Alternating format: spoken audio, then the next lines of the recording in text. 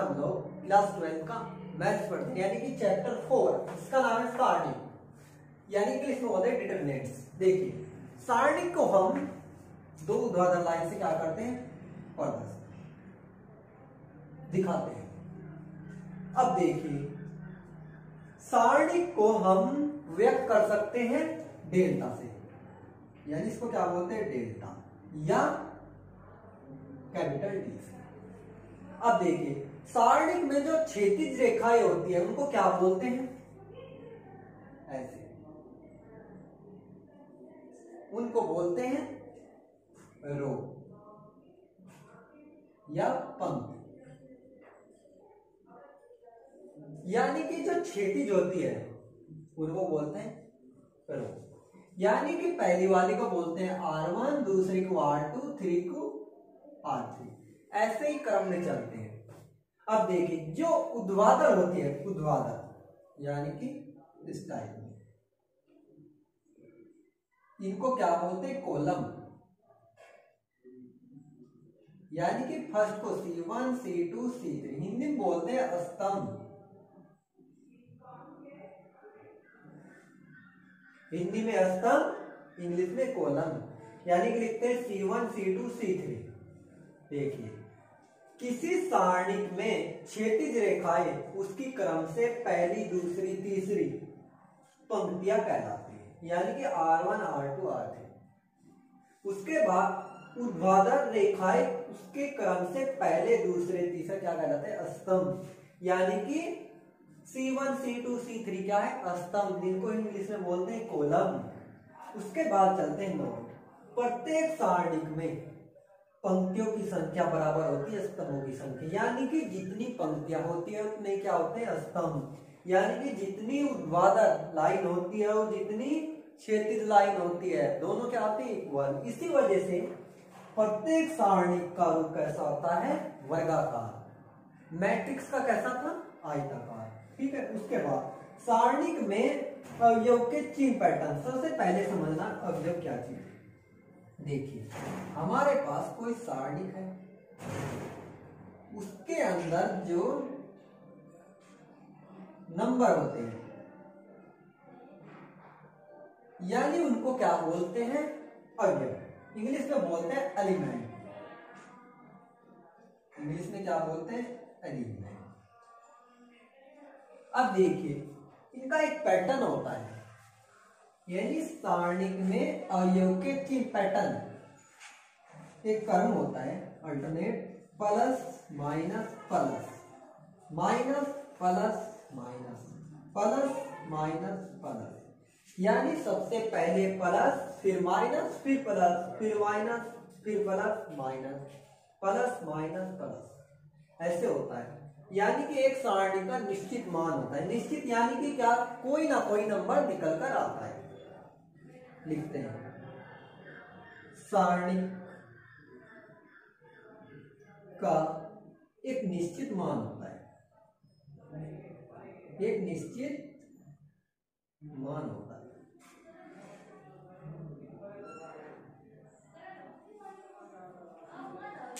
सारणी का एक निश्चित मान होता है। देखिए सारणी के गुणधर्म, यानी कुछ गुणधर्म होते हैं। नंबर फर्स्ट, यदि सारणी की किसी पंक्ति अथवा किसी स्तंभ का प्रत्येक अवयव शून्य है तो सारणी का मान क्या होता है शून्य। देखिए समझिए, यानी कि क्या है, कोई पूरा स्तंभ या पूरी रो क्या है 0 0, तो सारणी का मान क्या होता है 0। यानी कि या तो पूरी रो हो या कॉलम 0 0, तो सारणी का मान क्या होता है 0। Number first. सेकंड स्टेप, यदि किसी सारणी की पंक्तियों को स्तंभों यानी कि रो को कॉलम में तथा स्तंभों को पंक्तियों में परिवर्तित कर दिया जाए तो उस सारणी के मान में कोई परिवर्तन नहीं होता। देखिए समझते हैं, यानी कि हमारे पास सारणी है A1 A2 A3, B1 B2 B3, C1 C2 C3, यानी कि हम रो को स्तंभ में क्या करते हैं चेंज, R1 को C1 में चेंज। देखिए यानी A1 A2 A3 क्या किया, पूरी को चेंज। अब इसको B1 B2 B3, अब R3 को C3 में चेंज, यानी कि मान में कोई परिवर्तन नहीं होता। अब चलते हैं थर्ड में। यदि किसी सारणी की किन्हीं दो पंक्तियों यानी कि किन्हीं दो रो अथवा किन्हीं दो स्तंभों को परस्पर बदल दिया जाए तो उस सारणी के मान का चिन्ह बदल जाता है। देखिए समझिए, यानी कि हमारे पास सारणी है ये, अगर हम लोग R1 को चेंज करते हैं R2 में तो बाहर आता है माइनस, यानी R2 ऊपर की साइड, R1 नीचे की साइड।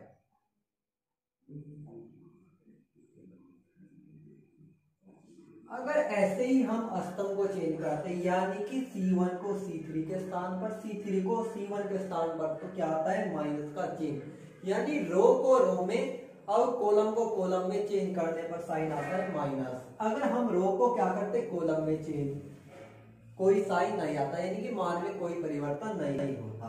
देखिए हम समझते हैं रूल नंबर 4। यदि किसी सारणी की कोई दो पंक्तियां, पंक्तियां मतलब रो, या कोई दो स्तंभ बराबर हो तो सारणी का मान क्या होता है 0। देखिए समझते हैं, यानी कि दो रो या दो स्तंभ क्या आपस में बराबर, तो सारणी का मान क्या आता है 0। देखिए यानी A1 A2 A3 B1 B2 B3 इसको भी सेम मानते हैं। यानी देखिए हमारे पास R2 R3 क्या सेम, इसलिए पूरे सारणी का मान कितना होता है 0। अगर हमारे पास दो स्तंभ या दो पंक्तियां आपस में क्या है बराबर, तो सारणी का मान 0। अब रूल नंबर 5। यदि सारणी की किन्हीं पंक्ति अथवा किन्हीं स्तंभ का प्रत्येक अवयव, यानी प्रत्येक अवयव दो या दो से अधिक पदों का योगफल है। क्या है योगफल, देखिए A1 B1 C1 इसको मानते हैं A2 A3, इसको B2 B3 C1 C2 C3। अब देखिए क्या लिखा है, यदि सारणी की किन्हीं पंक्ति अथवा किन्हीं स्तंभ का प्रत्येक अवयव, यानी पंक्ति या स्तंभ का प्रत्येक अवयव दो या दो से अधिक पदों का योगफल है। योगफल का मतलब देखिए U ऐड करते हैं, V करते हैं, W करते हैं, यानी इसमें क्या फर्स्ट रो फर्स्ट कॉलम। अब देखिए तो सारणी को उसी क्रम में, क्रम यानी रो कितनी है इसमें 3, कॉलम कितने 3, यानी कि 3 × 3 उसी क्रम में होना चाहिए 3 × 3, उसी क्रम के दो या दो से अधिक सारणिकों के योगफल के रूप में व्यक्त किया जा सकता है। देखिए समझिए, इसको हम तोड़ सकते हैं, यानी A1 B1 C1 लिखते हैं A1 B1 C1, इसके बाद A2 B2 C2 A3 B3 C3। अब प्लस का साइन, यानी कि ऐड क्या हुआ U, इसको अलग लिखते हैं U V W। आगे का पार्ट सेम, यानी ऐसे हम क्या कर सकते हैं व्यक्त।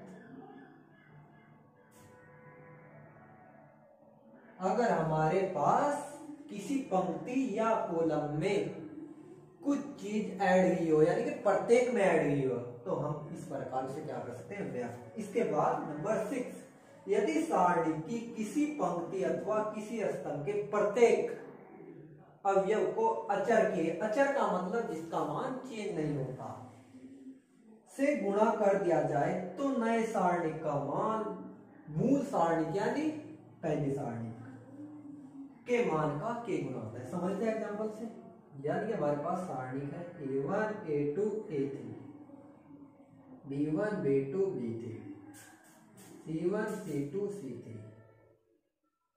अब देखिए इसमें लिखा हुआ है नियम में किसी पंक्ति अथवा किसी स्तंभ के प्रत्येक अवयव को किससे k से मल्टीप्लाई, यानी कि हम करते हैं R2 मल्टीप्लाई कर दिया यानी जो मान इसका आता है उसका क्या होता है के गुना, यानी के को क्या करते हैं बाहर ऐसे A1 A2 A3 B1 B2 B3 C1 C2 C3। देखिए यानी कि क्या होता है वो मूल सारणी का के गुना हो जाता है अगर प्रत्येक एलिमेंट को क्या करते हैं अचर पद से मल्टीप्लाई। यानी कि हमारे पास कुछ क्या होते हैं गुणधर्म होते हैं जिनका क्या करते हैं सारणिक में प्रयोग। यानी कि कुछ क्वेश्चन में लिखा होता है कि बिना प्रसार के सारणिक का मान निकालिए, या लिखा होता है कि गुणधर्म की सहायता से सारणिक का मान ज्ञात कीजिए। फिर हम क्या करते हैं इनका प्रयोग करते हैं। देखिए हम करते हैं एक्सरसाइज 4.1 का फर्स्ट क्वेश्चन, यानी कि हमें क्या करना है सारणिक का मान ज्ञात करना है। देखिए कैसे करते हैं, यानी 2 की मल्टीप्लाई -1, उसके बाद दोनों के बीच में माइनस का साइन, -1 की मल्टीप्लाई 4 में, यानी माइनस क्या है बीच में लेते हैं। 2 की मल्टीप्लाई -1 में -2 -1 की मल्टीप्लाई 4 में -4। अब देखो -2 माइनस माइनस प्लस, यानी कि आंसर आया हमारे पास 2। ऐसे क्या करते हैं 16, यानी कि 2 की मल्टीप्लाई -1 में, फिर बीच में माइनस का साइन, फिर -1 की मल्टीप्लाई 4 में, यानी कि -2 -4 क्या आता है सोल्व करके 2 आंसर। ऐसे ही करते हैं इसको, यानी कि कोस थीटा की मल्टीप्लाई कोस थीटा में क्या आता है cos theta into cos theta, बीच में माइनस का साइन, साइन थीटा माइनस के साइन थीटा। अब देखिए cos theta into cos theta, यानी कि कोस स्क्वायर थीटा माइनस, यानी minus sine square theta, minus minus plus, यानी हमारी क्या बन चुकी है सर्वसम्मिका जिसका मान है 1। ऐसे हम क्या निकालते हैं सारणिक का मान, यानी कि पहले हमें क्या किया कोस थीटा की मल्टीप्लाई कोस थीटा में माइनस साइन थीटा की मल्टीप्लाई माइनस साइन थीटा में, हमारा आता है कोस square theta plus sign square theta का मान होता है 1। ऐसे क्वेश्चन नंबर करते हैं थर्ड, यानी a बराबर हमको दिया गया है कोई मैट्रिक्स 2 मल्टीप्लाई 2 का, तो सिद्ध कीजिए कि 2a का डिटरमिनेंट, यानी क्या है 2a का डिटरमिनेंट बराबर 4a का क्या डिटरमिनेंट मतलब कि सारणिक। देखिए सबसे पहले हम निकालते हैं 2a की वैल्यू, 2a की वैल्यू यहां पे रखते हैं। अब देखिए हमने पढ़ा है, यानी कि अगर कोई बाहर एलिमेंट है मैट्रिक्स में अंदर मल्टीप्लाई करते हैं तो प्रत्येक एलिमेंट में होती है, यानी देखिए 2 4 8 8, उसके बाद 2a का क्या निकालते हैं सारणिक, यानी मैट्रिक्स को सारणिक में चेंज करते हैं। 2 8 4 8 निकाले सारणी, यानी 2 की मल्टीप्लाई 8 में 16, 8 की मल्टीप्लाई 4 में यानी 32, आंसर आता है -16, यानी यह थी लेफ्ट हैंड साइड। निकालते हैं राइट हैंड साइड, उससे पहले ए सारणी का मान निकालते हैं या डायरेक्टली निकालते हैं। देखिए राइट हैंड साइड 4, यानी सारणी का मान, अब देखिए 4 बाहर, 1 की मल्टीप्लाई 4 में माइनस 4 की मल्टीप्लाई 2 में 8, यानी माइनस के 4, आंसर आता है -16, यानी कि लेफ्ट हैंड साइड बराबर राइट हैंड साइड, यानी कि दोनों क्या है आपस में बराबर, जो क्या हुआ सिद्ध हो चुका है। क्वेश्चन नंबर 4 आपको खुद करना है, सेम ऐसा ही है बिल्कुल। क्वेश्चन नंबर 5 करना है, यानी कि हमको क्या करना है सारणी का मान ज्ञात करना है, लेकिन हमको ये नहीं दिया कि गुणधर्म का प्रयोग कीजिए, हम डायरेक्ट ही करते हैं यानी कि प्रसार से। देखिए R1 के अनुदिश, यानी पहले लेते हैं 3, उसके बाद मल्टीप्लाई करते हैं माइनस -5 -1 में मल्टीप्लाई, यानी प्लस के 5 माइनस पहले से, उसके बाद माइनस, यानी क्या है माइनस के 1 लिखते हैं। अब क्या करते हैं, इस कॉलम को और इस रो को भूल जाते हैं, 0 की मल्टीप्लाई 0 में, माइनस 3 की मल्टीप्लाई -1 में, यानी -3, यहाँ पे क्या आ जाएगा प्लस, उसके बाद लेते हैं -2, ये भूल जाते हैं और ये भूल जाते हैं, यानी कि 0 की मल्टीप्लाई -5 में, इसमें -5 में, उसके बाद 3 की मल्टीप्लाई 0 में। अब देखिए करते हैं मल्टीप्लाई, बचता है -5 माइनस माइनस प्लस 3 -2 अंदर 0 1। अब देखिए मल्टीप्लाई करते हैं माइनस के कितने 15 प्लस 3, यानी आंसर आता है -12। ऐसे हम क्या करते हैं डायरेक्ट प्रसार।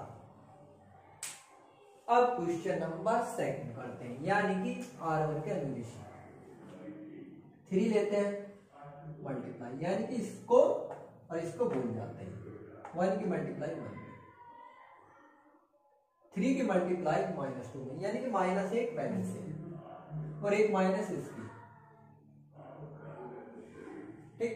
उसके बाद फिर माइनस और माइनस में 4, उसके बाद हम इसको और इसको भूल जाते हैं, यानी 1 की मल्टीप्लाई 1, उसके बाद 2 की मल्टीप्लाई -2 में, एक माइनस पहले से, यानी कि प्लस के 4, उसके बाद +5।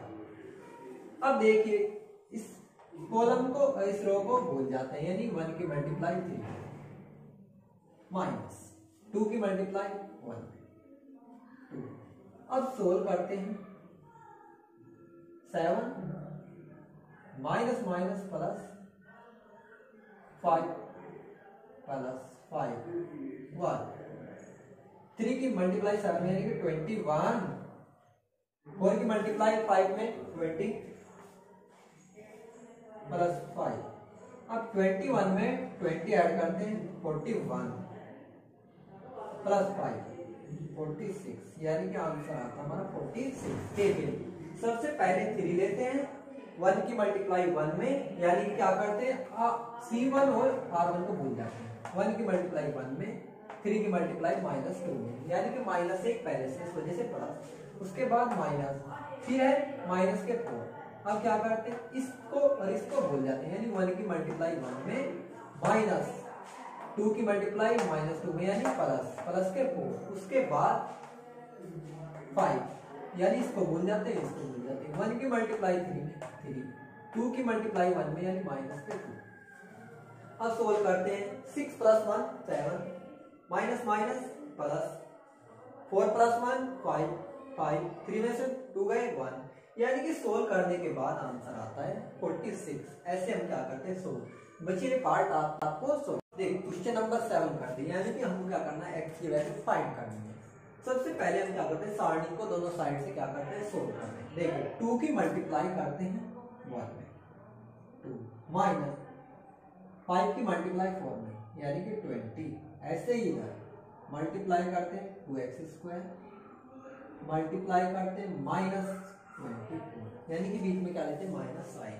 अब क्या करते हैं सोल्व करते हैं, माइनस के 18, 2x² माइनस के 24 को क्या करते हैं इधर की साइड लेके आते हैं, 24 माइनस 18 इक्वल 2x²। अब देखिए 24 से 18 को क्या करते हैं सब्ट्रैक्ट करने पर आता है 6, यानी कि हमारा आता है 6 इक्वल टू x²।